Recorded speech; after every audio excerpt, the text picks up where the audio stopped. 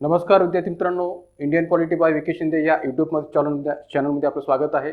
आज आपण या ठिकाणी आणखीन एका घटकाला हात घालणार आहोत आणि तो घटक म्हणजे भारतीय संसद आणि त्यावरच्या आयोगाने विचारलेल्या विभिन्न प्रश्नांचं विश्लेषण। या आधीच्या वेगवेगळ्या यूट्यूब लेक्चर्सच्या माध्यमातून आपण या ठिकाणी ही जी काही सिरीज आहे ती कंटिन्यू करतोय आणि या आधीच्या वेगवेगळ्या यूट्यूब लेक्चर्समध्ये आपण या ठिकाणी मूलभूत हक्क, मार्गदर्शक तत्त्वे, मूलभूत कर्तव्ये किंबहुना या ठिकाणी भारतीय राज्यघटना निर्मिती प्रक्रिया, वैशिष्ट्ये, सरनामा या सगळ्याच घटकांच्या अनुषंगाने असणारं प्रश्नांचं विश्लेषण जे काय आहे ते पाहिलेलं आहे। यावेळेसच्या लेक्चरमध्ये आपण या ठिकाणी एक प्रकारे भारतीय संसदेवर आधारित असणाऱ्या आयोगाच्या प्रश्नांचं विश्लेषण या ठिकाणी घडवून आणणार आहोत। तर सुरुवात करूया या ठिकाणी एक प्रकारे आजच्या या प्रश्नांची चर्चा।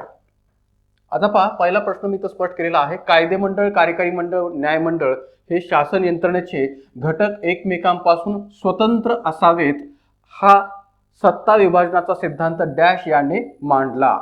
हा सत्ता विभाजनाचा सिद्धांत डॅश याने मांडला। व्हॉल्टेयर, मॉन्टेस्क्यू, रुसो, थॉमस जेफरसन।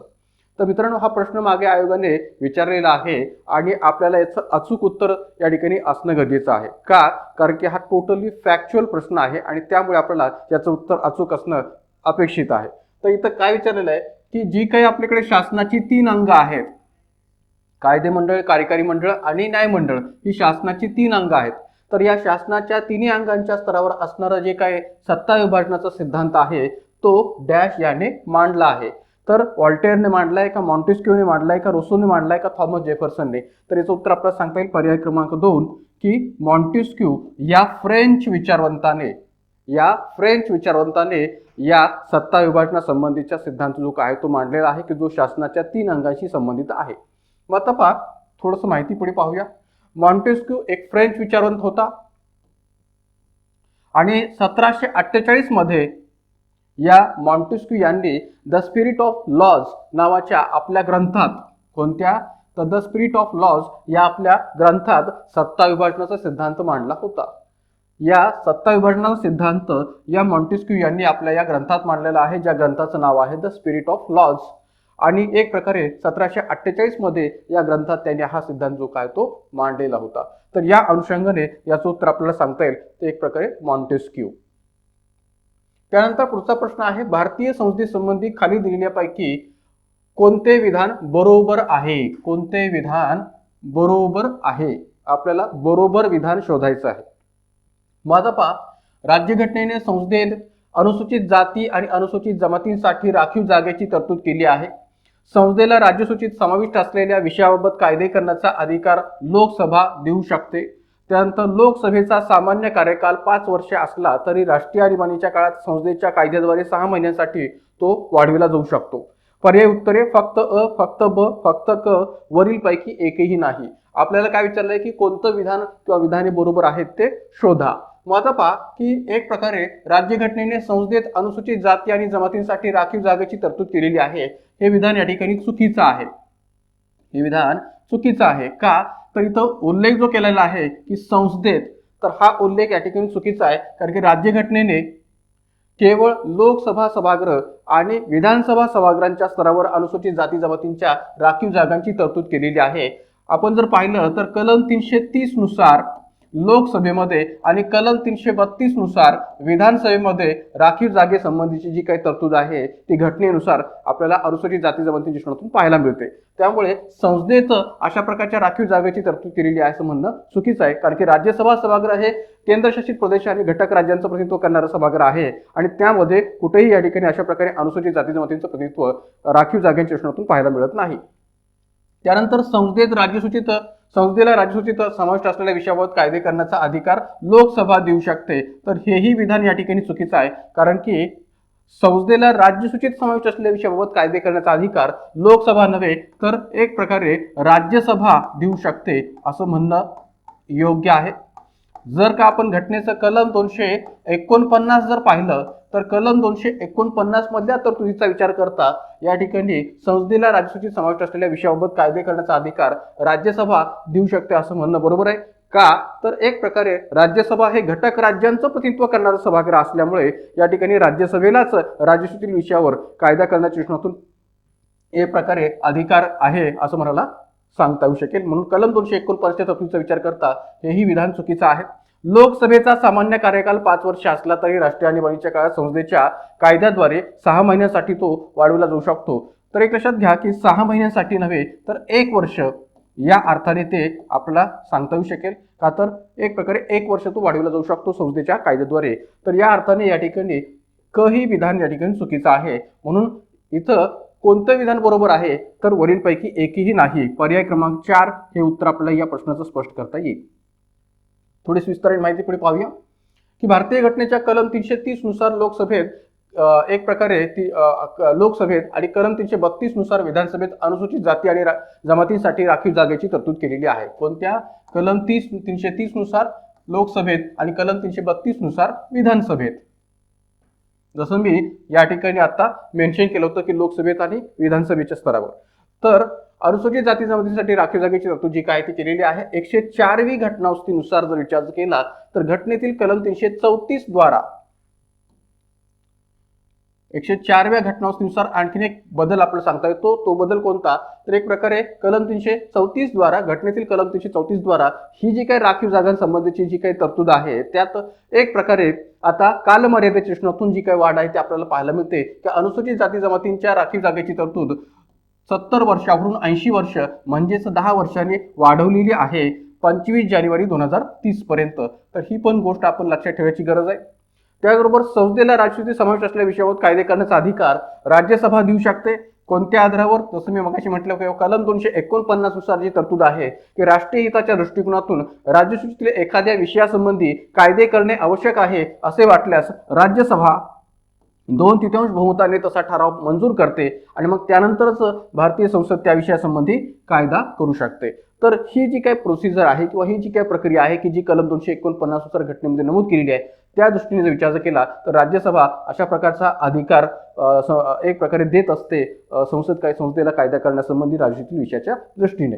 आणि त्यानंतर घटनेच्या कलम 83(2) नुसार जर विचार केला तर लोकसभेचा जो काही कार्यकाल आहे तो सामान्यतः 5 वर्ष असला तरी राष्ट्रीय आणीबाणी काळात संसदेला कायद्याद्वारे एका वेळी अधिकाधिक 1 वर्षापर्यंत तो वाढवता येईल अशी तरतूद या ठिकाणी कलम 83(2) मध्ये स्पष्टपणे नमूद केलेली आहे. तर त्या दृष्टीने विचार केला तर या ठिकाणी या प्रश्नातून आपल्याला सांगता येईल की वरीलपैकी एकही विधान बरोबर नाहीये. तर एक प्रकारे सर्व विधाने चुकीची आहेत. त्यानंतर पुढचा प्रश्न, खालीलपैकी कोणते विधान असत्य आहे? खालीलपैकी कोणते विधान असत्य आहे? असत्य आहे म्हणजे काय? तर सत्य नाही किंवा चुकीचे आहे असं म्हटलं तरी चालेल. माझं पहा, लोकसभा अध्यक्षांना मतदानाचा अधिकार असतो. बरोबर आहे, लोकसभा अध्यक्षांना मतदानाचा अधिकार असतो.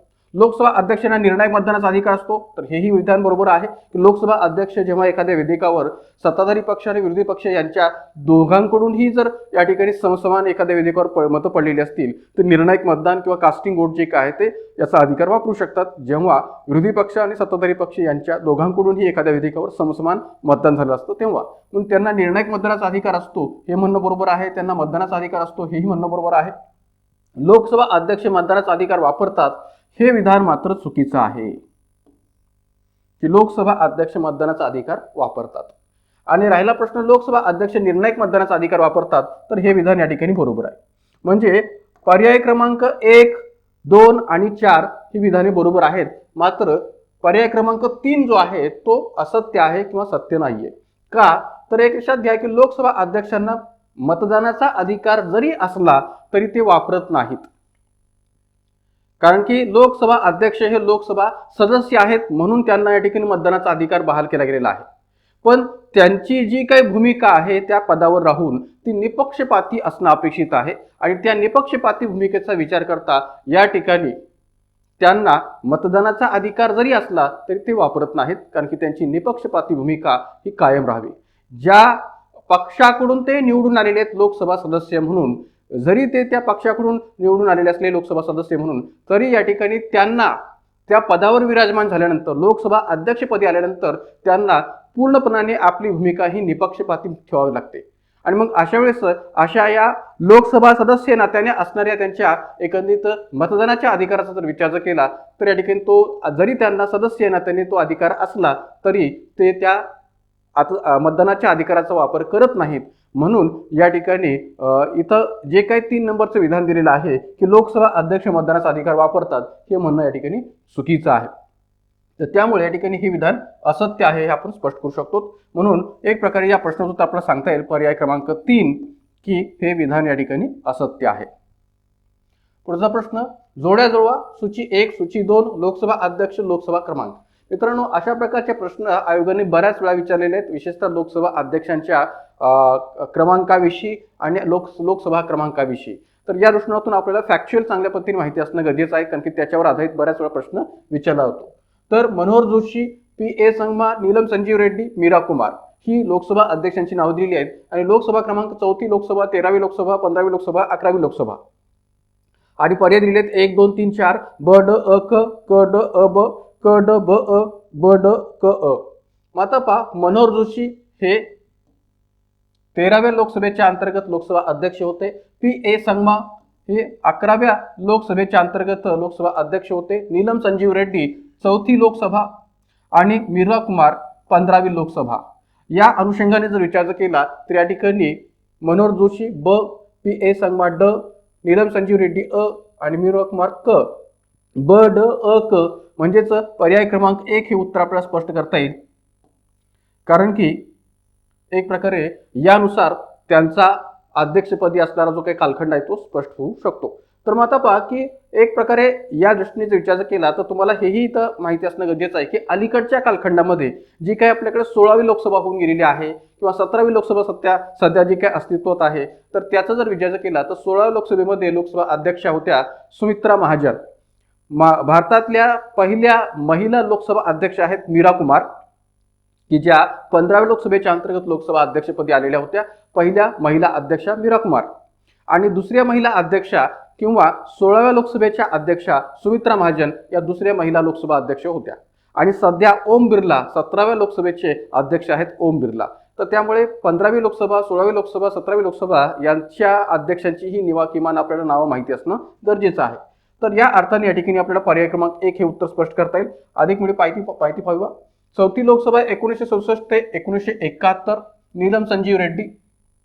11वी लोकसभा 1996 ते 1998 P.A. संगमा.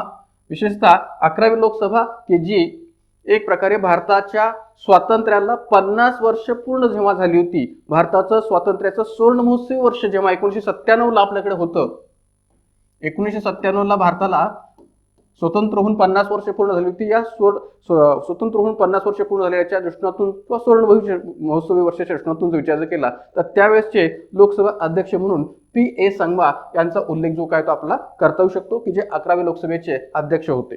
त्यानंतर 13वी लोकसभा 1999 ते 2004 मनोहर जोशी. अटल बिहारी वाजपेयी सरकारच्या काळातले मनोहर जोशी हे लोकसभा अध्यक्ष म्हणून सांगता येतील.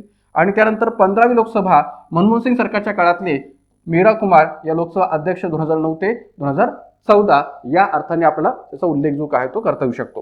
आणि विशेष म्हणजे या ठिकाणी 2004 ते 2009 या कालखंडात सोमनाथ चॅटर्जी हे लोकसभा अध्यक्ष होऊन गेलेले होते, की जे या ठिकाणी 14व्या लोकसभेचे अध्यक्ष म्हणून आपल्याला स्पष्ट करता येतील. त्यानंतर 1971च्या लोकसंख्येला प्रमाण मानून वर्ष 2026 पर्यंत लोकसभेच्या सदस्यसंख्येत कोणताही बदल होणार नाही. या तरतुदीनुसार केंद्रशासित प्रदेशातील जनतेद्वारे 2014च्या लोकसभा निवडणुकांमध्ये किती प्रतिनिधी निवडले गेले? 13, 20, 18, 15. आता पहा, प्रश्न काय विचारला गेलेला आहे की एक प्रकारे केंद्रशासित प्रदेशातील किती प्रतिनिधी निवडले गेले होते 2014च्या लोकसभा निवडणुकांमध्ये? हा प्रश्न आयोगानेच विचारलेला आहे. तर इथं म्हटलेलं आहे की 2026 पर्यंत या ठिकाणी लोकसभेच्या सदस्यसंख्येत कोणताही बदल होणार नाहीये. आणि हे बरोबर आहे, किंवा 2026 पर्यंत आपल्याकडे या लोकसभेच्या सदस्यसंख्येत कोणताही बदल होणार नाहीये. आणि म्हणून त्या तरतुदीनुसार केंद्रशासित प्रदेशातील जनतेद्वारे 2014च्या लोकसभा निवडणुकांमध्ये किती प्रतिनिधी निवडले गेले? 13, 20, 18, 15. तर उत्तर आपल्याला सांगता येईल 13. की 13 प्रतिनिधी हे या ठिकाणी निवडले गेलेले होते या केंद्रशासित प्रदेशाच्या स्तरावर 2014च्या लोकसभा निवडणुकीमध्ये.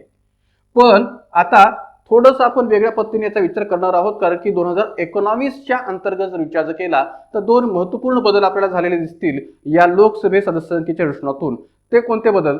तर या ठिकाणी ते घटनादुरुस्तीच्या आधारावर झालेले बदल किंवा जम्मू काश्मीरच्या रचनातून झालेले बदल या अर्थाने आपल्याला स्पष्ट करता येऊ शकेल. माझा पहा की इथं मी उल्लेख केलेला आहे की लोकसभेची कमाल सभासद संख्या किती आहे? 552, की जी 530 + 20 + 2 अशी एकूण 552 आपण विचार घेतो.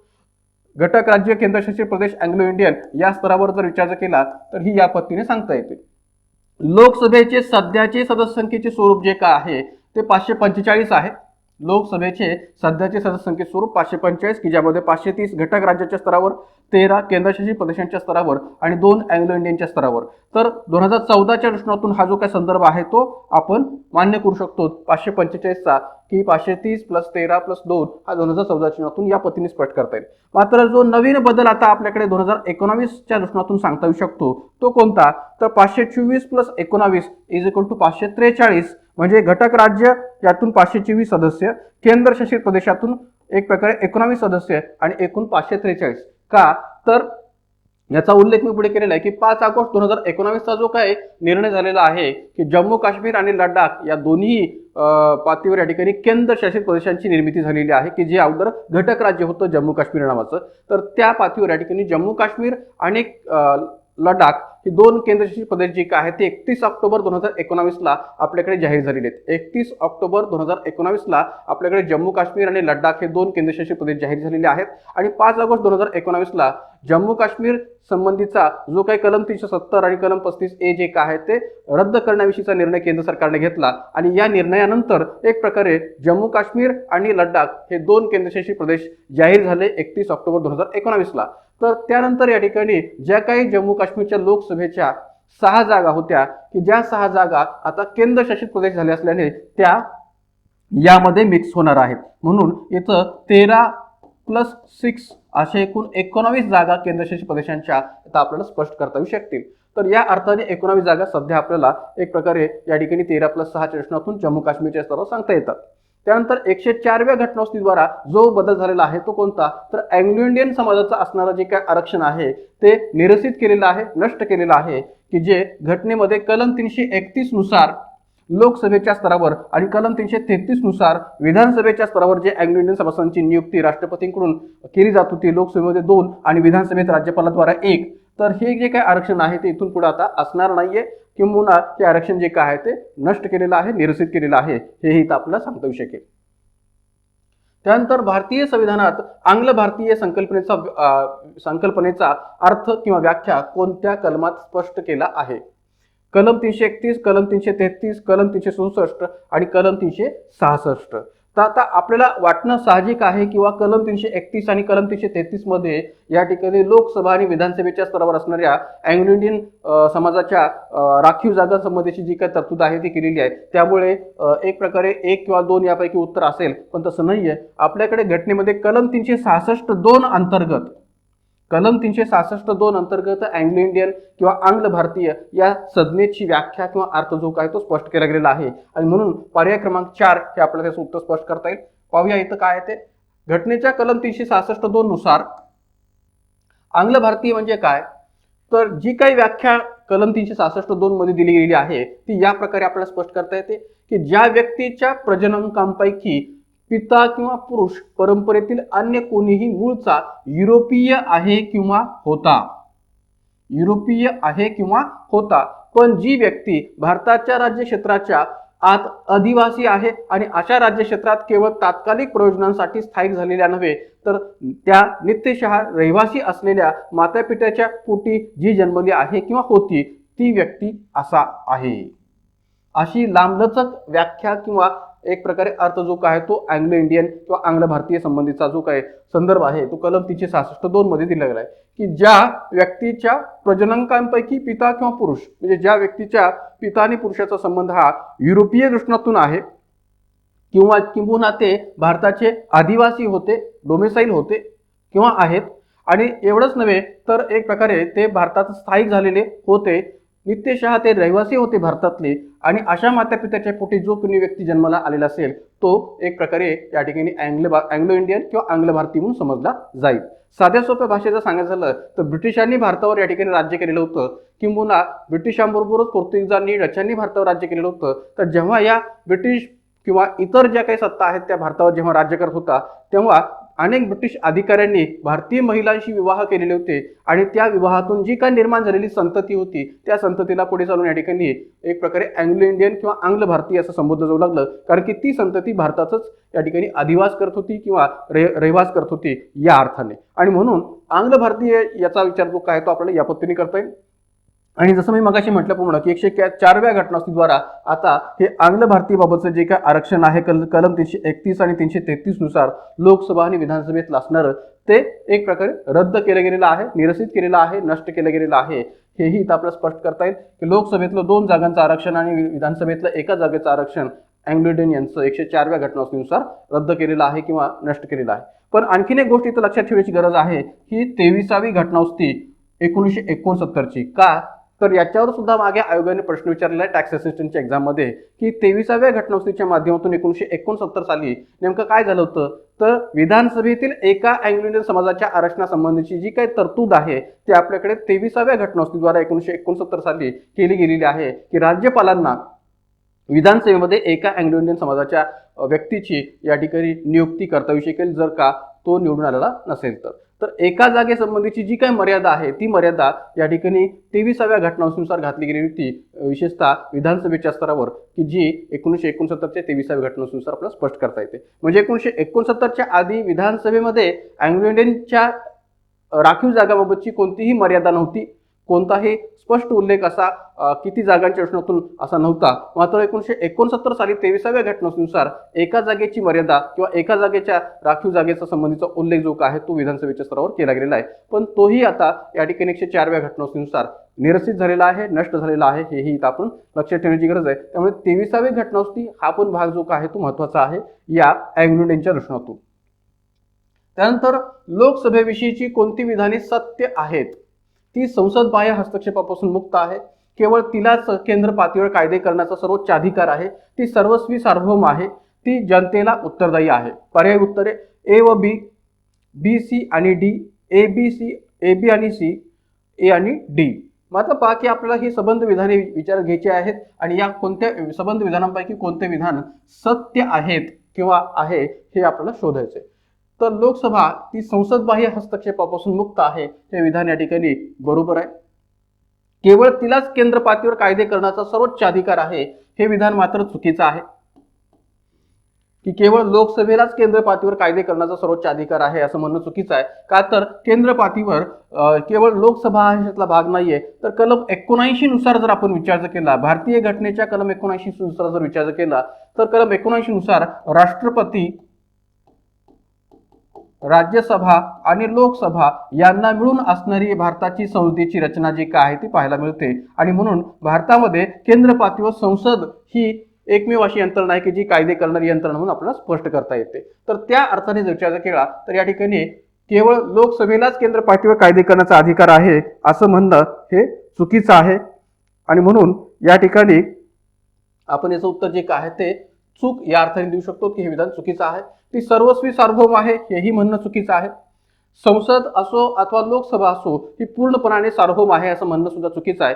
का तर या ठिकाणी आपल्याकडे सर्वोच्च न्यायालय हे कलम 137च्या माध्यमातून न्यायालयीन पुनर्विलोकनाच्या अधिकार क्षेत्राचा वापर करून संसदेने केलेल्या कायद्यावर या ठिकाणी एक प्रकारे नियंत्रण ठेवू शकते. किंवा संसदेने जर कायद्याचा चुकीचा अर्थ लावलेला असेल, घटनादुरुस्तीच्या पातळीवर जर या ठिकाणी घटनेचं उल्लंघन किंवा मूलभूत हक्कांचं उल्लंघन केलेलं असेल किंवा मूलभूत चौकटीचं उल्लंघन केलेलं असेल तर संबंधित कायदा किंवा घटनादुरुस्तीला रद्द करण्याचा किंवा अवैध ठरवण्याचा अधिकार सर्वोच्च न्यायालयाला असतो. त्यामुळे संसद सार्वभौम आहे किंवा लोकसभा सार्वभौम आहे असं म्हणणं चुकीचं आहे. त्यामुळे सी विधान पण चुकीचं आहे. ती जनतेला उत्तरदायी आहे हे विधान या ठिकाणी बरोबर आहे की लोकसभा ही जनतेला उत्तरदायी आहे, कारण की लोकसभेमध्ये निवडून दिले जाणारे जे काही प्रतिनिधी आहेत ते प्रत्यक्ष जनतेकडून निवडून दिलेले असल्या कारणामुळे या ठिकाणी ते जनतेने निवडून दिलेले प्रतिनिधी हे लोकांना किंवा जनतेला उत्तरदायी असतात हे म्हणणं बरोबर आहे. आणि त्यामुळे ए आणि डी हे विधाने सत्य आहेत, मात्र बी आणि सी जी काय आहेत ते असत्य आहेत किंवा चुकीचे आहेत.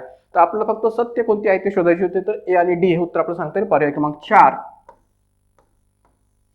की एक प्रकारे पर्याय क्रमांक 4 हे उत्तर आपल्याला स्पष्ट करता येईल. मग आता पहा, संसद असो लोकसभा असो ती कायदे तयार करताना संसद जी काय आहे त्या बाह्य हस्तक्षेपापासून पूर्णपणे मुक्त आहे, कारण की संसद बाह्य हस्तक्षेपाला बळी पडत नाही. मग ती संसद असो अथवा लोकसभा असो. भारतीय घटनेच्या कलम 79 नुसार जसं मी मगाशी म्हटलं की संघ राज्याकरता एक संसद असेल की जी संसद राष्ट्रपती, लोकसभा, राज्यसभा यांना म्हणून ओळखलेली असेल आणि एक प्रकारे ही जी काही संसद आहे ती या सभागृहांना मिळून बनलेली असेल अशी तरतूद केलेली असल्याने केवळ लोकसभेलाच केंद्र पातळीवर संसदेत सर्वोच्च अधिकार आहे कायदे करण्याचा असं म्हणणं चुकीचं आहे. लोकसभा हे सभागृह जरी प्रत्यक्ष जनतेने निवडून दिलेलं असलं तरी दिलेले हे जे काही सभागृह आहे ते सर्वस्वी सार्वभौम आहे असं म्हणणं चुकीचं आहे. का तर जसं मी मगाशी म्हटलं की एक प्रकारे सर्वोच्च न्यायालयाकडे असणारा जो काही अधिकार आहे त्या अधिकाराचा विचार करता भारतीय संसदेच्या निर्णयांना न्यायालयात आव्हान देता येऊ शकते सर्वोच्च न्यायालयाच्या कलम 137च्या न्यायालयीन पुरवण्याच्या अधिकार क्षेत्राखाली. आणि मग एक प्रकारे उदाहरण पण मी इथे दिलेलं आहे की कशा पद्धतीने आव्हान देता येऊ शकते. तर जसं संसदेने केलेल्या 99व्या घटनावस्तीला की जी 99वी घटनावस्ती नॅशनल ज्युडिशियरी अपॉइंटमेंट कमिशन किंवा राष्ट्रीय न्यायिक नियुक्ती आयोगाशी संबंधित होती याला सर्वोच्च न्यायालयात दिलं गेलेलं आव्हान. आणि विशेष म्हणजे ऑक्टोबर 2015 मध्ये एक प्रकारे याच्यावरचा सर्वोच्च न्यायालयाने निर्णय दिला की NJSC हे अवैध आहे, स्वतंत्र न्यायव्यवस्थेवर परिणाम करणारी असल्यामुळे त्या ठिकाणी ती नष्ट करण्यात यावी किंवा रद्द करण्यात यावी. तर सर्वोच्च न्यायालय अशा प्रकारे संसदेच्या निर्णयांना किंवा एक प्रकारे या ठिकाणी सरकारच्याही वेगवेगळ्या प्रकारच्या निर्णयांना सर्वोच्च न्यायालयाच्या माध्यमातून अवैध ठरवलं जाऊ शकतं. या अर्थाने संसद सार्वभौम आहे असं म्हणणं योग्य नाहीये. आणि राहिला प्रश्न लोकसभा या सभागृहात प्रत्यक्ष जनतेने निवडून दिलेले प्रतिनिधी असल्याने लोकसभेतील प्रत्येक प्रतिनिधी हा जनतेला उत्तरदायी असतो हे इथं स्पष्ट करता येईल. त्यानंतर खालीलपैकी कोणते विधान बरोबर नाही. खालीलपैकी कोणते विधान बरोबर नाही म्हणजे आपल्याला काय शोधायचंय तर चुकीचे विधान कोणते हे शोधायचंय. बरोबर नाही म्हणजे काय तर चुकीचे कोणते आहे ते शोधणं. संसदेमध्ये प्रलंबित असलेले विधेयक सभागृहांची सत्र समाप्ती झाल्या कारणाने व्यपगत होणार नाही. राज्यसभेत प्रलंबित असलेले जे विधेयक लोकसभेने पारित केलेले नसेल ते विधेयक लोकसभेचे विसर्जन झाले असता व्यपगत होणार नाही. जे विधेयक लोकसभेत प्रलंबित असेल किंवा लोकसभेकडून पारित होऊन राज्यसभेत प्रलंबित असेल ते विधेयक लोकसभेचे विसर्जन झाले असता व्यपगत होईल. केवळ अ, केवळ ब व क, केवळ क यापैकी एकही नाही. आपल्याला विचारलं की कोणते विधान बरोबर नाही. तर मित्रांनो हा प्रश्न बहुतांश वेळा आयोगाने वेगवेगळ्या एक्झाम मध्ये विचारलेला आहे हे इथं मान्य करायला काही हरकत नाही. का तर याच्यावर या ठिकाणी आपल्याला जर का वैधानिक कार्यपद्धतीच्या प्रश्नातून संपूर्ण माहिती असेल तरच उत्तर देता येऊ शकेल. भारतीय राज्यघटनेच्या कलम 107 शी संबंधित हा प्रश्न आहे. कलम 107 शी संबंधित कलम 107 नुसार ज्या काही तरतुदी केलेल्या आहेत मग कलम 107(3) नुसार, कलम 107(4) नुसार आणि कलम 107(5) नुसार ज्या काही तरतुदी केलेल्या आहेत या संबंध तरतुदींचा विचार करता या ठिकाणी उत्तर जे काय ते आपल्याला शोधणं अपेक्षित आहे. हा प्रश्न जो आहे तो वैधानिक कार्यपद्धती संसदेची वैधानिक कार्यपद्धती याच्याशी रिलेटेड आहे. संसदेची वैधानिक कार्यपद्धती याच्याशी हा प्रश्न रिलेटेड आहे. तर मग आता पहा पहिल्यांदा काय म्हटलेलं की संसदेमध्ये प्रलंबित असलेले विधेयक सभागृहांची सत्र समाप्ती झाल्या कारणाने व्यपगत होणार नाही. विधान बरोबर आहे. त्यानंतर राज्यसभेत प्रलंबित असलेले जे विधेयक लोकसभेने पारित केलेले नसेल ते विधेयक लोकसभेचे विसर्जन झाले असता व्यपगत होणार नाही हेही विधान बरोबर आहे. आणि जे विधेयक लोकसभेत प्रलंबित असेल किंवा लोकसभेकडून पारित होऊन राज्यसभेत प्रलंबित असेल ते विधेयक लोकसभेचे विसर्जन झाले असता व्यपगत होईल हेही विधान या ठिकाणी बरोबर आहे. तर या ठिकाणी या विधानाचा संबंध कलम 107(3) नुसार सांगता येतो. या विधानाचा संबंध कलम 107(4) नुसार सांगता येतो. आणि ही जी काही क विधानातली तरतूद आहे ती कलम 107(5) नुसार स्पष्ट करता येते. तर एकंदरीत विचार केला तर या संबंध तरतुदींचा संबंध कलम 107 मधल्या या कलम 107(3), कलम 107(4) आणि कलम 107(5) शी आपल्याला जोडता येतो. त्या अर्थाने विचार केला तर संसदेमध्ये विधेयकाच्या बाबतीत चालणारी जी काही वैधानिक कार्यपद्धती आहे त्याविषयी जी काही तरतूद केलेली आहे त्यानुसार ही संबंध विधाने बरोबर आहेत. आपल्याला विचारलंय की कोणतं विधान बरोबर नाही तर सर्वच विधाने बरोबर आहेत. यामुळे या ठिकाणी एकही विधान चुकीचे नाहीये आणि यामुळे उत्तर आपलं सांगता येईल पर्याय क्रमांक 4 की यापैकी एकही नाही. खालीलपैकी कोणते विधान बरोबर नाही तर यापैकी एकही नाही, सर्व विधाने बरोबर आहेत. मग आता पहा वरील प्रश्न जो काही तो संसदेतील वैधानिक कार्यपद्धती स्पष्ट करतो. वरील प्रश्नातील सर्व विधाने भारतीय घटनेतील कलम 107(3), 107(4), 107(5) नुसार संसदेतील वैधानिक कार्यपद्धतीच्या बाबतीत बरोबर आहेत. याचबरोबर अशीच तरतूद घटक राज्य स्तरावर सुद्धा आपल्याला पाहायला मिळते. अशीच तरतूद घटक राज्य स्तरावर सुद्धा पाहायला मिळते. ती विधानसभा आणि एकत्रित विधान परिषदेच्या दृष्टीने आपल्याला स्पष्ट करता येऊ शकेल. तर एक प्रकारे या ठिकाणी विधानसभा आणि विधान परिषदेच्या दृष्टिकोनातून किंवा राज्य विधिमंडळाच्या दृष्टिकोनातून ही तरतूद कलम 196(3), कलम 196(4) आणि कलम 196(5) मध्ये स्पष्ट केलेली आहे. राज्य विधिमंडळाच्या वैधानिक कार्यपद्धतीच्या दृष्टीने, राज्य विधिमंडळाच्या वैधानिक कार्यपद्धतीच्या दृष्टीने ही बाब कलम 196(3), कलम 196(4), कलम 196(5) मध्ये या ठिकाणी स्पष्ट केलेली आहे. एक गोष्ट मात्र इथं महत्वाची आहे, ती म्हणजे कोणती, की ज्याच्याकडे आपलं दुर्लक्ष होतं ती गोष्ट म्हणजे कोणती, तर आपल्याकडे संसदेच्या स्तरावर कलम 108 नुसार संसदेच्या संयुक्त बैठकीची तरतूद आहे. संसदेच्या संयुक्त बैठकी संबंधीची तरतूद कलम 108 नुसार आपल्याला पाहायला मिळते. म्हणजे जेव्हा एखाद्या विधेयकाच्या दृष्टिकोनातून किंवा एखादं विधेयक एखाद्या सभागृहाकडून फेटाळलं जातं किंवा एखाद्या विधेयकावरून या ठिकाणी दोन्ही सभागृहामध्ये एखाद्या विधेयकाच्या मंजुरीवरून मतभेद निर्माण होतात, तेव्हा संसदेच्या दोन्ही सभागृहांची संयुक्त बैठक राष्ट्रपती बोलावतात. तर कलम 108 नुसार या ठिकाणी या संयुक्त बैठकी संबंधीची तरतूद आपल्याला पाहायला मिळते. मात्र कलम 108 नुसार या ठिकाणी राज्य विधिमंडळाच्या दोन्ही सभागृहांची संयुक्त बैठकीची तरतूद घटनेमध्ये नाहीये, फक्त ती संसदेच्या स्तरावर आहे हे इथं मान्य करता येऊ शकेल. म्हणून हा एक उल्लेख मी केलेला आहे की भलेही वैधानिक कार्यपद्धतीमध्ये या कलम 196(3), 4, 5 नुसार किंवा कलम 107(3), 4, 5 नुसार दोन्ही गोष्टी समान असल्या, म्हणजे या संबंध तरतुदी ज्या आहेत त्या विधानसभा आणि विधान परिषदेला समानच आहेत, पण भलेही या ठिकाणी या समान असल्या तरी एक मात्र महत्वाचा फरक सांगता येतो, तो म्हणजे कलम 108 नुसार असणारा महत्वाचा फरक, की संसदेच्या स्तरावर जशी दोन्ही सभागृहांची संयुक्त बैठक पार पडते तशी राज्य विधिमंडळाच्या स्तरावर दोन्ही सभागृहांची संयुक्त बैठक पार पडत नाही. का पार पडत नाही? कारण की तशी घटनात्मक तरतूद राज्य विधिमंडळाला लागूच नाहीये, विधानसभा विधान परिषदेला लागूच नाहीये. आणि सर्वात महत्त्वाचं म्हणजे काय, तर आपल्याकडे सर्वच घटक राज्यात विधान परिषद हे दुसरं सभागृह अस्तित्वात नाही आणि त्यामुळे या ठिकाणी एक प्रकारे ही जी काही संसदेला कलम 108 नुसार असणारी संयुक्त बैठकीची तरतूद लागू आहे ती राज्य विधिमंडळाला लागू नाहीये. आणि म्हणून या ठिकाणी हाच उल्लेख मी इथं केलेला आहे की ही तरतूद राज्य विधिमंडळास लागू होत नाही. आणि कलम 108 मध्ये तरतूद केवळ संसदेच्या वैधानिक कार्यपद्धतीमध्येच लागू आहे, ती राज्य विधिमंडळास लागू होत नाही. त्यानंतर लोकसभेच्या सभापती संदर्भात खालीलपैकी कोणते किंवा कोणती विधान किंवा विधाने बरोबर आहेत? कोणा संदर्भात? तो लोकसभेच्या सभापती संदर्भात, म्हणजे लोकसभा अध्यक्षासंदर्भात खालीलपैकी कोणती किंवा कोणते विधान बरोबर आहेत? राष्ट्रपतीची मर्जी असेपर्यंत ते पदावर राहू शकतात. जर त्यांना आपल्या पदाचा राजीनामा द्यायचा असेल तर ते तसे पत्र उपसभापतींच्या नावे सुपूर्द करतात आणि लोकसभा मुदतीपूर्वी विसर्जित झाल्यास ते आपोआप पदभ्रष्ट होतात.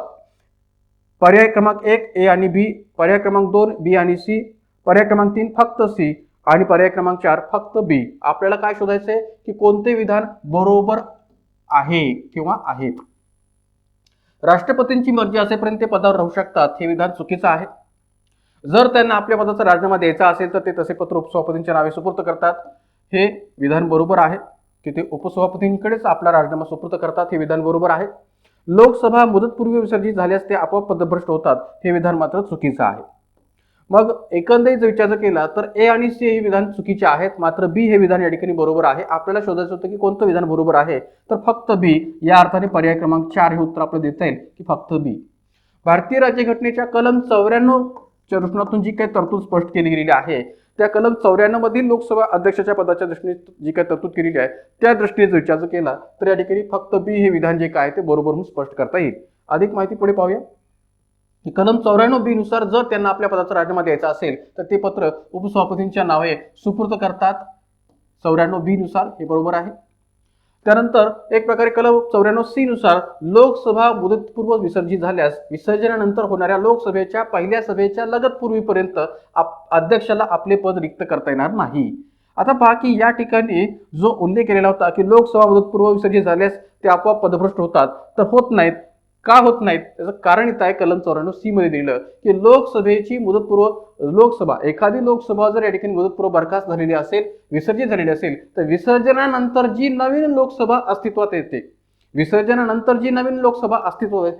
अशा या नवीन लोकसभेच्या पहिल्या सभेच्या आयोजनापर्यंत अध्यक्षाला आपले पद सोडता येत नाही. म्हणजे जी काही नवीन लोकसभा अस्तित्वात येते अशा नवीन लोकसभेच्या पहिल्या सभेच्या आयोजनापर्यंत मागच्या लोकसभा अध्यक्षाला आपलं पद सोडता येत नाही. हा उल्लेख कलम 94 सी मध्ये केला गेलेला आहे. याच कलम 94C नुसार आणखीन एक उल्लेख आहे की लोकसभा अध्यक्षाला लोकसभेच्या त्यावेळच्या सर्व सदस्यांच्या बहुमताने पारित झालेल्या लोकसभेच्या ठरावाद्वारे त्याच्या पदावरून दूर करता येईल. म्हणजे ज्या लोकसभा अध्यक्षाला ज्या लोकसभा सदस्यांकडून निवडून दिलं जातं अशाच लोकसभा सदस्यांच्याच द्वारे या ठिकाणी त्यांना पदावरून दूर केलं जातं किंवा पदावरून दूर करण्यासंबंधीची तरतूद आहे. म्हणून लोकसभा अध्यक्षाला लोकसभेच्या त्यावेळच्या सर्व सदस्यांच्या बहुमताने पारित झालेल्या ठरावाद्वारे त्यांना पदावरून दूर करता येईल. म्हणून असं म्हणणं की त्यांचा जो काय कार्यकाल आहे तो राष्ट्रपतींच्या मर्जीवर अवलंबून असतो किंवा मर्जी असेपर्यंत ते पदावर राहू शकतात हे म्हणणं चुकीचं आहे. कलम 94C मधले या तरतुदीचा विचार करतात. त्यानंतर पुढचा प्रश्न आहे विधान ए काही विशिष्ट परिस्थितीमध्ये राज्यसूचीतील कोणत्याही विषयावर कायदा करण्याचा अधिकार घटनेने संसदेला दिला आहे. कारण बी हे झालं विधान ए की काही विशिष्ट परिस्थितीमध्ये राज्यसूचीतील कोणत्याही विषयावर कायदा करण्याचा अधिकार घटनेने संसदेला दिला आहे. कारण बी राष्ट्रीय आणीबाणीच्या अंमलबजावणीच्या काळात संसद राज्यसूचीतील कोणत्याही विषयावर कायदा करू शकते.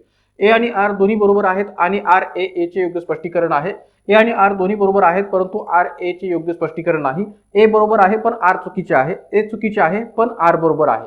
तर आता पहा पहिलं जे विधान आहे ते विधान जर आपण पाहिलं तर काही विशिष्ट परिस्थितीमध्ये राज्यसूचीतील कोणत्याही विषयावर कायदा करण्याचा अधिकार घटनेने संसदेला दिला आहे हे बरोबर विधान आहे की अशा प्रकारच्या विशिष्ट परिस्थितीमध्ये राज्यसूचीतील कोणत्याही विषयावर कायदा करण्याचा अधिकार घटनेने संसदेला दिलेला आहे हे बरोबर आहे विधान. कारण की कलम 249 कलम 250 252 253 या ज्या काही घटनेतल्या तरतुदी आहेत या संबंध कलमातल्या त्याचा विचार करता या ठिकाणी पहिलं जे काही विधान आहे ते बरोबर आहे किंवा विधान ए बरोबर आहे. मात्र त्याला जे काही कारण दिलेलं आहे ते कारण या ठिकाणी बरोबर जरी असलं तरी ते योग्य स्पष्टीकरण आहे असं म्हणता येऊ शकणार नाही की राष्ट्रीय आणीबाणीच्या अंमलबजावणीच्या काळात संसद राष्ट्रीय कोणत्याही विषयावर कायदा करू शकते. म्हणजे विशिष्ट परिस्थिती म्हणजे कोणती तर या प्रकारची विशिष्ट परिस्थिती की राष्ट्रीय आणीबाणीच्या अंमलबजावणीच्या काळात या ठिकाणी संसद राष्ट्रीय विषयावर कायदा करू शकते. हे कारण देखील बरोबर आहे पण कारण विधानाचं योग्य स्पष्टीकरण नाहीये. म्हणून पर्याय क्रमांक 2 हे उत्तर आपल्याला स्पष्ट करता येईल की ए आणि आर दोन्ही बरोबर आहेत परंतु आर हे ए चे योग्य स्पष्टीकरण नाहीये. मग आता पहा कशा पद्धतीने की काही विशिष्ट परिस्थितीत राष्ट्रीय कोणत्याही विषयावर कायदा करण्याचा अधिकार घटनेने संसदेला दिला आहे. कारण भारतीय संघराज्य हे केंद्र सरकारकडे झुकलेले आहे हे स्पष्ट करता येतं की भारतीय संघराज्याचं स्वरूप हे एकात्म असल्याचं अनेक तज्ज्ञांनी म्हटलेलं आहे अनेक विचारवंतांनी म्हटलेलं आहे. आणि म्हणून काही विशिष्ट परिस्थितीमध्ये केंद्र सरकारला किंवा संसदेला अशा प्रकारच्या राष्ट्रीय विषयावर कायदा करण्याचा अधिकार आहे. कारण की भारतीय संघाचं स्वरूप जे काय आहे किंवा भारतीय संघराज्याचं स्वरूप जे काय आहे ते केंद्राकडे झुकलेलं आहे. कशा पद्धतीने तर या संबंध तरतुदीचा विचार जर केला तर या ठिकाणी ते केंद्र सरकारकडे झुकलेलं आहे किंवा राज्यसूचीतील विषयावर कायदा करण्याच्या दृष्टीतून संसदेला असणारा हा जो काही अधिकार आहे तो या संबंध कलमा थ्रू स्पष्ट करता येतो ज्याचा उल्लेख मगाशी मी केला होता की कलम 249 नुसार राष्ट्रीय हिताच्या दृष्टीतून राज्यातील एखाद्या विषयासंबंधी संसद कायदा जी काय ती करू शकते. कलम 250 नुसार संपूर्ण देशासाठी वा घटक राज्यात राष्ट्रपती राजवट केली गेलेली असेल किंवा लागू केलेली असेल तर संसदेला राष्ट्रीय कोणत्याही विषयासंबंधी कायदा करण्याचा अधिकार प्राप्त होतो. किंवा कलम 252 नुसार 2 किंवा 2 पेक्षा अधिक घटक राज्यांनी जर संसदेकडे राष्ट्रीय विषयावर कायदा करण्यासंबंधीची विनंती केलेली असेल तर तेव्हाही या ठिकाणी संसद त्या विनंतीनुसार कायदा करते.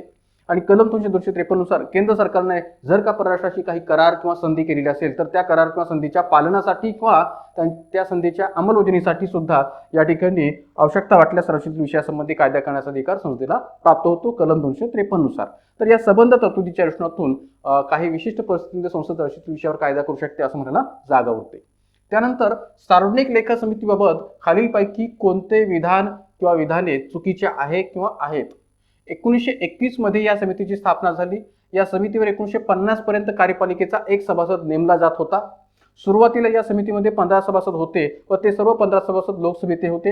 1954 मध्ये या समितीची सभासंख्या 22 झाली ज्यात 15 लोकसभेतील तर 7 राज्यसभेतील सभासद आहेत. पर्याय उत्तरे फक्त ड फक्त अ आणि ब सर्व पर्याय बरोबर आहेत. तर हा जो प्रश्न आहे तो सार्वजनिक लेखा समितीच्या एकंदरीत इतिहासाच्या दृष्टीतून सुद्धा किंवा पार्श्वभूमीच्या दृष्टीतून सुद्धा आणि सध्याच्या स्तरावर सुद्धा दोन्ही अर्थाने विचार घेण्याची गरज आहे. कारण की केव्हा या समितीची सभासद संख्या वाढली केव्हा या समितीची स्थापना झाली या सर्व अर्थाने हा जो काही प्रश्न आहे तो विचारला गेलेला आहे. तर 1921 मध्ये या समितीची स्थापना झाली हे विधान बरोबर आहे. या समितीत 1950 पर्यंत कार्यपालिकेचा एक सभासद नेमला जात होता हेही म्हणणं बरोबर आहे. सुरुवातीला या समितीमध्ये 15 सभासद होते व ते 15 सभासद लोकसभेतले होते, हेही बरोबर आहे. आणि 1954 मध्ये या ठिकाणी या समितीची सभासद संख्या 22 झाली. आणि एक प्रकारे ज्यात 15 लोकसभेचे आणि 7 राज्यसभेचे सभासद आहेत, हेही म्हणणं बरोबर आहे. म्हणून चारही विधाने कशी आहेत तर बरोबर आहेत. तर या अर्थाने उत्तर आपलं सांगता येईल पर्याय क्रमांक 4 सर्व विधाने या ठिकाणी बरोबर आहेत. थोडी माहिती पुढे पाहूया. सार्वजनिक लेखा समिती, की ज्याला लोक लेखा समिती किंवा सार्वजनिक हिशोब समिती याही नावाने संबोधलं जातं किंवा ओळखलं जातं. 1921 मध्ये या समितीची स्थापना झाली. जेव्हा ब्रिटिशांची सत्ता भारतामध्ये होती त्याच कालखंडामध्ये या समितीची स्थापना झालेली आहे. सुरुवातीस या समितीवर कार्यपालिकेचा एक सभासद म्हणजे कार्यकारी मंडळातला एक सभासद या समितीमध्ये नेमला जात होता. मात्र यामुळे काय होऊ लागलं होतं तर अशा प्रकारच्या कार्यपालिकेचा एक सभासद या समितीमध्ये नेमला गेला जात असल्यामुळे या समितीला सरकारच्या आर्थिक व्यवहारांवर टीका करता येत नसे. तर अशा प्रकारची व्यवस्था ही ब्रिटिश कालखंडामध्ये होती. आणि मग अशा वेळेस या ठिकाणी सरकारच्या आर्थिक व्यवहारावर या समितीला टीका करता येत नसे. का तर कार्यपालिकेचा एक सभासद या समितीमध्ये नेमला जात होता म्हणून. मात्र 1950 मध्ये कार्यपालिकेचा एक सभासद या समितीमध्ये नेमण्याची पद्धत जी का आहे ती बंद झाली. कधी? 1950 मध्ये. या समितीमध्ये सुरुवातीस एकूण 15 सभासद होते आणि हे सर्व सभासद लोकसभा सभागृहातून निवडले जात असत सुरुवातीला. मात्र 1954 काय झालं तर 1954 मध्ये या समितीच्या सदस्य संख्येत वाढ केली गेली आणि 22 सभासद संख्या केली गेली, की ज्यामध्ये 15 लोकसभेतून आणि 7 राज्यसभेतून निवडले जातात. एवढंच नव्हे तर सार्वजनिक लेखा समितीच्या सर्व सदस्यांची निवड ही प्रमाणशील प्रतिनिधित्वाच्या मतदान पद्धतीनुसार किंवा एकल संक्रमणी मतदान पद्धतीनुसार लोकसभा व राज्यसभेतील सदस्य करतात. या संबंध समित्यांच्या सभासदांची निवड. भारतात या समितीचे अध्यक्षपद सुरुवातीला या ठिकाणी सत्ताधारी पक्षाकडे होते.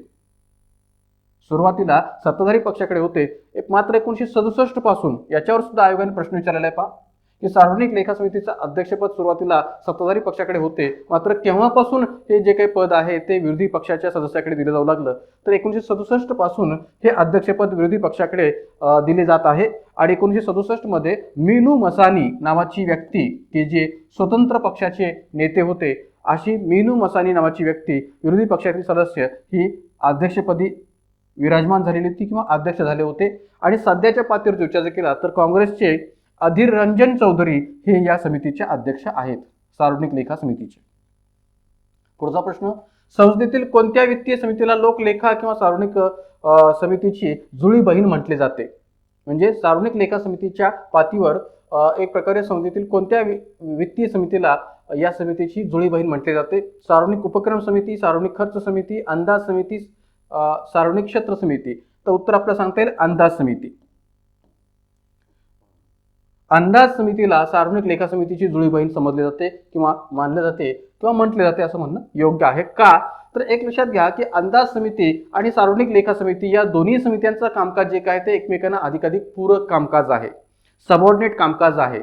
आणि त्यामुळे या ठिकाणी अंदाज समितीला सार्वजनिक लेखा समितीची जी काही जुळी बहीण आहे असं समजलं जातं किंवा म्हटलं जातं. एवढंच नव्हे तर या दोन्ही समित्यांचा जर आपण एकमेकाशी संबंध जोडला तर आपल्याला स्पष्टपणे दिसून येईल की अंदाज समिती की जी सरकारने खर्च करण्याच्या पूर्वी या ठिकाणी काम करते आणि सार्वजनिक लेखा समिती की जी सरकारने खर्च केल्यानंतर या ठिकाणी कामाला सुरुवात करते, याही अर्थाने एकमेकांना त्या संबंधित समित्या आहेत आणि म्हणून त्या अंदाज समितीला सार्वजनिक लेखा समितीची जुळी बहीण म्हणणं हे अधिक योग्य आहे. अधिक माहिती पुढे पाहूया. लोकलेखा समिती व अंदाज समिती या दोन्ही समित्यांची कामं परस्पर पूरक असतात. ऑब्व्हियसली अंदाज समिती ही सार्वजनिक खर्चावर लक्ष ठेवते. सार्वजनिक खर्चावर लक्ष ठेवण्याचं काम जे काय आहे ते अंदाज समितीचं आहे. आणि लोकलेखा समिती की जी संसदेने भारत सरकारच्या खर्चासाठी मंजूर केलेल्या रकमा व विनियोजनानुसार खर्च झाला आहे किंवा नाही याचा हिशोब तपासते. कोणती? लोकलेखा समिती. म्हणजे खर्च केल्यानंतर काम करणारी समिती ही सार्वजनिक लेखा समिती आहे आणि खर्च करण्यापूर्वी काम करणारी समिती म्हणजे अंदाज समिती. म्हणून मी इथं उल्लेख केलेला आहे की खर्च झाल्यानंतर या सार्वजनिक लेखा समितीचं काम सुरू होतं आणि अंदाज समितीचं कार्य हे खर्च होण्यापूर्वी या ठिकाणी सुरू होतं. सार्वजनिक लेखा समितीचे कार्य हे सरकारने खर्च केल्यानंतर असल्याने अनेक टीकाकार या समितीवर टीका करतात. कोणत्या प्रकारची टीका करतात सार्वजनिक लेखा समितीवर अनेक टीकाकार? तर या प्रकारची की एखाद्या व्यक्तीचा मृत्यू झाल्यानंतर त्याच्या प्रेताचे पोस्टमॉर्टम केले जाते, याचा उद्देश मृत्यूच्या कारणांचा शोध घेणे हा असतो.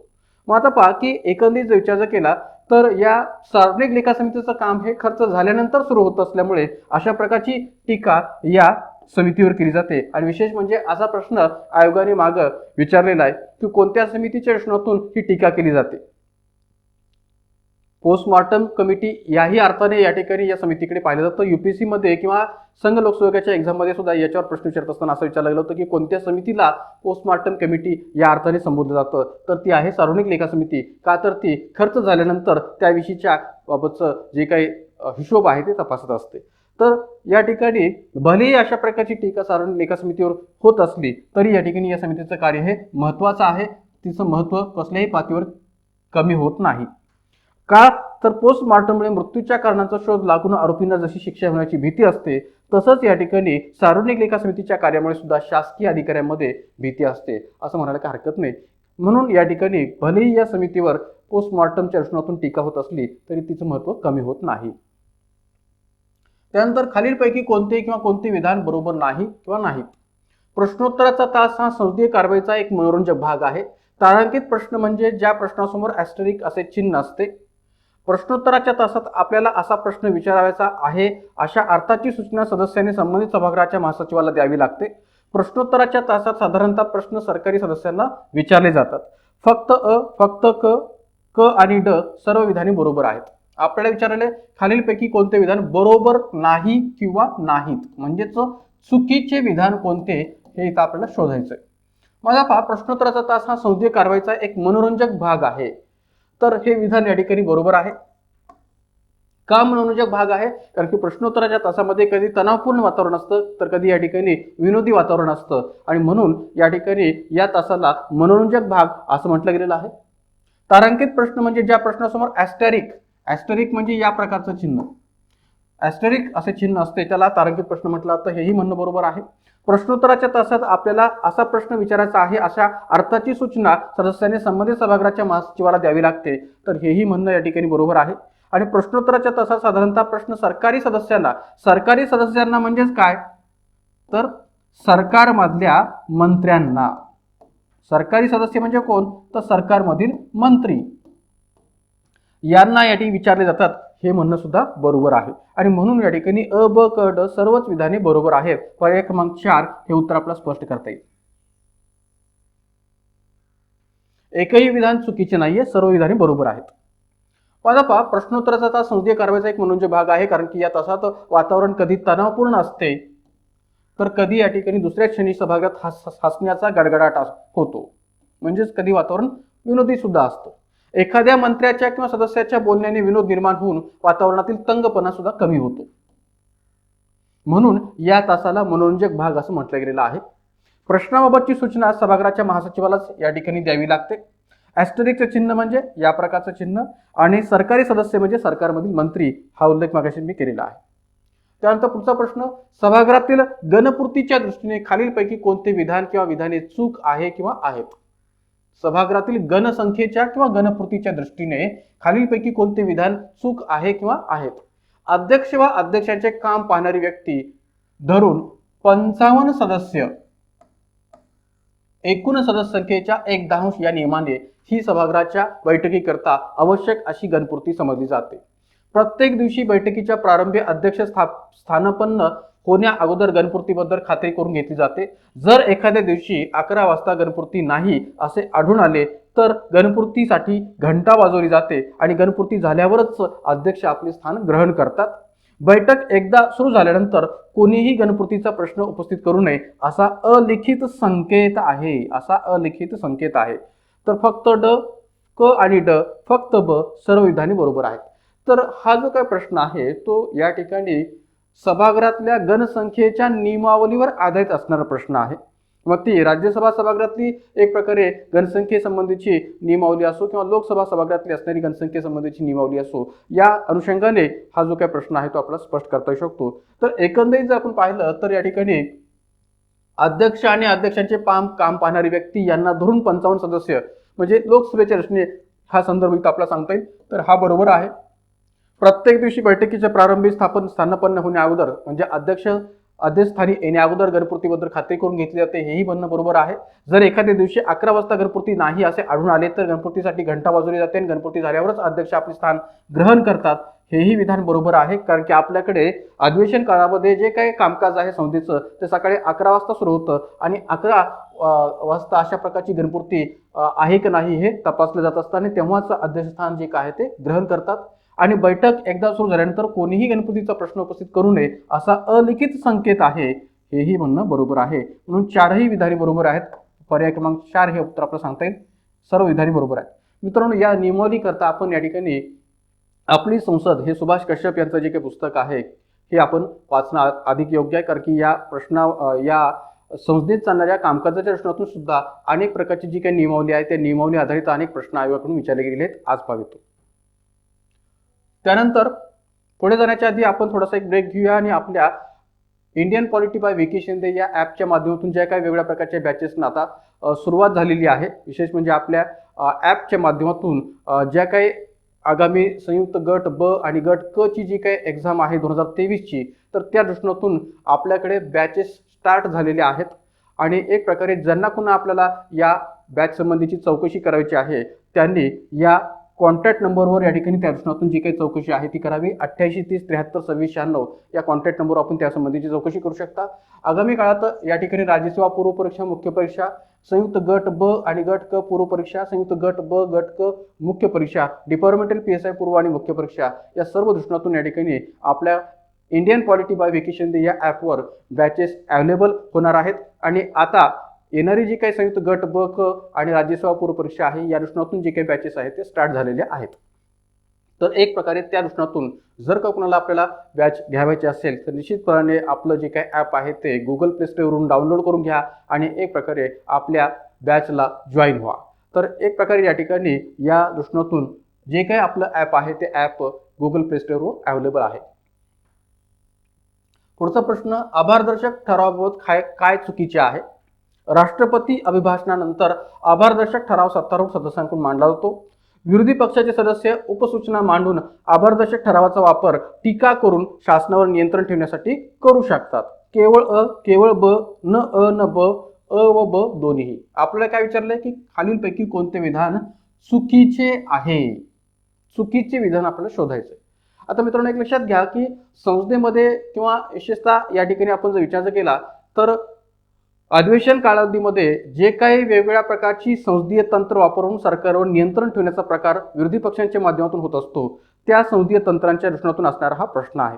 आणि त्यात एक संसदीय तंत्र आपल्याला पाहायला मिळेल ते म्हणजे आभारदर्शक प्रस्ताव, की जे अभिभाषणाशी संबंधित असणारं संसदीय तंत्र आहे. या आभारदर्शक प्रस्तावाच्या माध्यमातून सुद्धा विरोधी पक्ष जो काय आहे तो सरकारवर नियंत्रण ठेवत असतो. तर त्या अनुषंगाने हा जो काय प्रश्न आहे तो सांगता येईल की राष्ट्रपती अभिभाषणानंतर आभारदर्शक ठराव सत्तारूढ सदस्यांकडून मांडला जातो. तर एक प्रकारे हे विधान बरोबर आहे, कारण की राष्ट्रपतींनी सरकारच्या वतीने अभिभाषण केलेलं असतं आणि सरकारच्या वतीने केलेल्या अभिभाषणाला राष्ट्रपतींनी मांडल्यानंतर सत्तारूढ पक्षाकडून त्याबाबतचं आभार प्रदर्शन करणं हे अपेक्षित आहे आणि मग तशा प्रकारचा आभारदर्शक जो काय सत्तारूढ सदस्यांकडून ठराव आहे तो मांडला जातो, हे म्हणणं बरोबर आहे. राहिला प्रश्न ब विधानातला की विरोधी पक्षाचे सदस्य उपसूचना मांडून आभारदर्शक ठरावाचा वापर टीका करून शासनावर नियंत्रण ठेवण्यासाठी करू शकतात का? तर निश्चितच या ठिकाणी तशा प्रकारची वापर करण्याचा अधिकार विरोधी पक्षांना असतो की ते आभारदर्शक ठरावाचा वापर टीका करून शासनावर नियंत्रण ठेवण्यासाठी करू शकतात आणि म्हणून दोन्ही विधाने या ठिकाणी कशी आहेत ते बरोबर आहेत. म्हणून न अ न ब हे उत्तर आपल्याला पर्याय क्रमांक 3 च्या प्रश्नातून स्पष्ट करता येईल की दोन्ही विधाने बरोबर आहेत, एकही विधान चुकीचे नाहीये. मग आता पहा, आभार प्रदर्शक प्रस्ताव. राष्ट्रपतीच्या अभिभाषणानंतर अभिभाषणाबद्दल आभार प्रदर्शक प्रस्ताव सत्तारूढ सदस्यांकडून या ठिकाणी मांडला जातो. विरोधी पक्षाचे सदस्य उपसूचना मांडून आभार प्रदर्शक ठरावावर टीका करून नियंत्रण ठेवू शकतात. का नियंत्रण ठेवू शकतात? कारण की विरोधी पक्षाचे सदस्य अभिभाषणात ज्या विषयांचा समावेश नाही अशा विषयांचा उल्लेख करून त्याबाबत सरकारला धारेवर धरू शकतात. जे काय राष्ट्रपतींनी अभिभाषण केलेलं आहे त्या अभिभाषणात जर का ज्या विषयांचा समावेश होणं अपेक्षित आहे ते विषय जर नसतील तर अशा वेळेस अशा विषयांचा उल्लेख करून विरोधी पक्ष सरकारला धारेवर धरू शकतात की हे विषय अभिभाषणामध्ये राष्ट्रपतींच्या येणं अपेक्षित होतं पण ते विषय या ठिकाणी अभिभाषणामध्ये नाहीयेत आणि म्हणून या ठिकाणी त्या विषयाला धरून सरकारवर टीका करण्याचा जो काही धोरण आहे ते विरोधी पक्षांकडून राबवलं जाऊ शकतं किंवा सरकारला धारेवर धरलं जाऊ शकतं. हे आभारदर्शक प्रस्तावाच्या माध्यमातून नियंत्रण ठेवण्याच्या दृष्टीने आपल्याला स्पष्ट करता येईल. तर अशा या अभिभाषणानंतर आभारदर्शक ठरावाच्याद्वारे विरोधी पक्ष हा सरकारवर नियंत्रण ठेवू शकतो का? तर निश्चितच अशा प्रकारे नियंत्रण ठेवू शकतो, जर का त्या अभिभाषणामध्ये जे काही विषय असणं अपेक्षित आहे ते विषय जर नसतील तर. तर मित्रांनो, एक लक्षात घ्या की भारतीय संसदेविषयी जे काही वेगवेगळ्या प्रकारचे प्रश्न या ठिकाणी आयोगाच्या माध्यमातून विचारले गेलेले जे काही आहेत त्यावरचा थोडासा जो काही भाग आहे तो आपण चर्चेवजा इथं प्रश्न विश्लेषणातून पाहिलेला आहे. तर अशाच प्रकारच्या अनेक प्रश्नांसंबंधीची घटक वाईज जी काही चर्चा आहे ती आगामी कालखंडात सुद्धा आपण आपल्या या यूट्यूब चॅनलच्या माध्यमातून घडवून आणणार आहोत. तर मी आणखीन एक इथं सांगू इच्छितो की या प्रश्नांविषयीची जी काही PDF आहे, या संबंध विश्लेषणासंबंधीची जी काही PDF आहे ती Indian polity bye Vicky Shinde या आपल्या टेलिग्राम चॅनलला अवेलेबल आहे. जर का तुम्हाला ती हवी असेल तर निश्चितपणे आपल्या Indian polity bye Vicky Shinde या टेलिग्राम चॅनलला जॉईन व्हा. आपल्या यूट्यूब चॅनलला सबस्क्राईब करा, लाईक करा आणि अधिकाधिक पद्धतीने शेअर करा. आणि एवढंच नव्हे तर फेसबुक पेज आणि इंस्टाग्राम पेजला सुद्धा फॉलो करा. तर इथं आपण या चर्चेतून आज थांबूयात आणि नंतरच्या काळात सुद्धा आपण अशीच ही सिरीज चालू ठेवूया. धन्यवाद.